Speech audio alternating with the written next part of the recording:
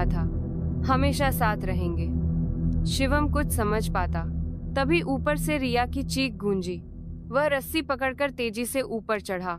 रिया कांप रही थी। शिवम, मैंने कोहरे में 2 बच्चों की छायाएं देखी। वो कुएं की ओर जा रहे थे। दोनों घर की ओर भागे। रिया ने कहा, हमें सच पता करना होगा, वरना ये हमें कभी चैन नहीं लेने देंगे। उन्होंने दादाजी की पुरानी अलमारी खंगाली। वहां एक मटमैला अखबार मिला। उसमें लिखा था कि 30 साल पहले दादाजी के छोटे भाई बहन गोपाल और गीता कुएं के पास खेलते हुए गायब हो गए थे। गांव वालों ने माना कि वे कुएं में गिर गए, लेकिन उनके शव कभी नहीं मिले। उस रात कोहरा इतना घना था कि कोई उनकी मदद को नहीं पहुंच सका। शिवम को शक हुआ, रिया, ये हादसा नहीं था।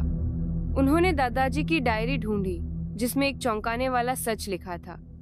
दादाजी का एक नौकर, जो बच्चों से जलता था, उस रात कुएं के पास देखा गया था। दादाजी को शक था कि उसने गोपाल और गीता को कुएं में धक्का दिया, लेकिन सबूत न होने से वह बच गया। शिवम और रिया ने ठान लिया कि वे गोपाल और गीता को इंसाफ दिलाएंगे। उन्होंने लकड़ी का डिब्बा कुएं के पास रखा और एक छोटी सी पूजा की। फिर गांव वालों को सारी कहानी सुनाई। पुलिस ने पुराना केस दोबारा खोला।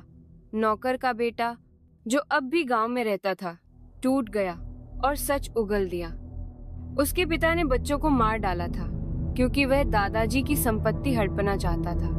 उस दिन के बाद कुहासे वाला घर फिर कभी डरावना नहीं लगा। गांव वालों ने कुएं को बंद करवाया और वहां गोपाल और गीता की याद में एक छोटा सा स्मारक बनवाया। शिवम और रिया को यकीन था कि अब उनकी आत्माएं शांति में हैं, लेकिन कुछ लोग कहते हैं कि कोहरे की गहरी रातों में कुएं के पास अब भी हल्की सी हंसी गूंजती है, जैसे कोई कह रहा हो, हमेशा साथ रहे।